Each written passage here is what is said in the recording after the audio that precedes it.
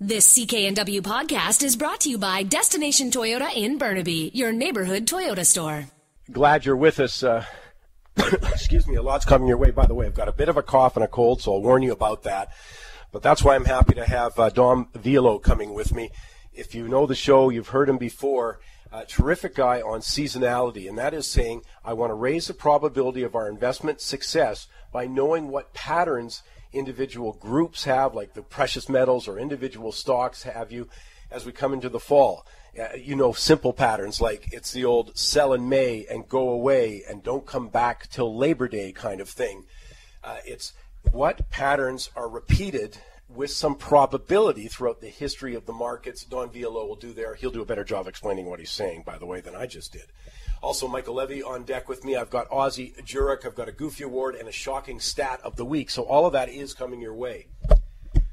But first off, if there's one thing, hey, we're good at it in the media and the public and politicians when it comes to economics and finance, it's fads.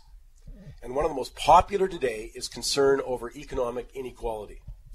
Now, this week, that concern, or at least a politicized version of it, seeped over into the StatsCan replacement product for the census. It replaces the census. It's called the National Household Survey.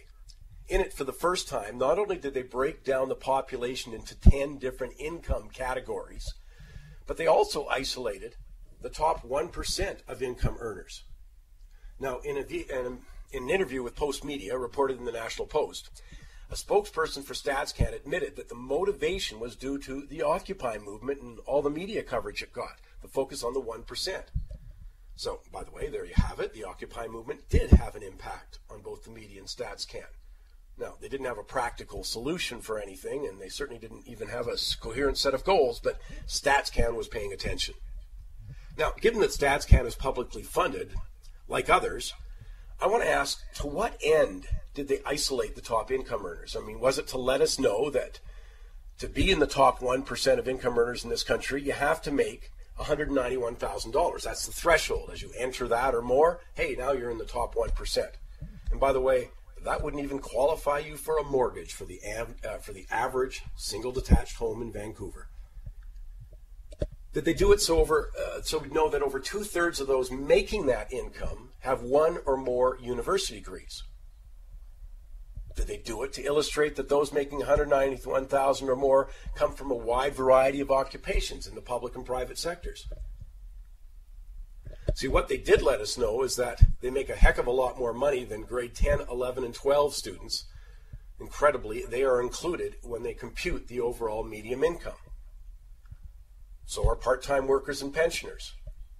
I mean, is anyone shocked, outside of some media groups, that our top 1%, working more than 50 hours a week on average, earn 7 times more than the median income of Canadians? That includes literally millions of people who are not in the job market full-time.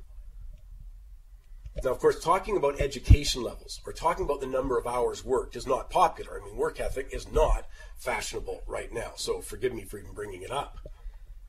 But this is where I really run afoul for all those who tell me of their deep concern over income inequality.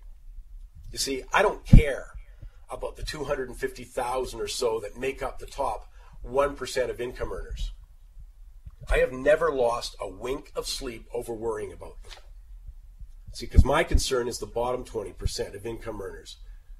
Now, within that group, I'm not really worried about students or individuals who choose to work part-time for a variety of reasons, including maybe they're not the principal breadwinner in the family, or they have other sources of income. No, I'm worrying about the other part of that 20%. I'm talking about individuals and families who don't have enough money to afford the necessities of life. Now, what StatsCan did tell us is that those people receive significantly more in government transfers than they pay in. 50 to 70% of their income comes from government. But one aspect of the study we really do have to re-emphasize, and that is that link between education and earning power. As I mentioned, 2/3 of the top income earners have a university degree, one or more. I thought the surprising aspect was that that actual number wasn't even bigger, like into 80% or 90%. There's a good book out called Capitalism for the People, author Luigi Zingales, and he says the principal driver of income inequality remains education. The more educated you are, the higher your earnings are likely to be. I mean, come on, we've been getting told that for years. U.S. Census Bureau states that those with a college degree can expect to earn over 60% more in the course of their lifetime than those with just a high school diploma.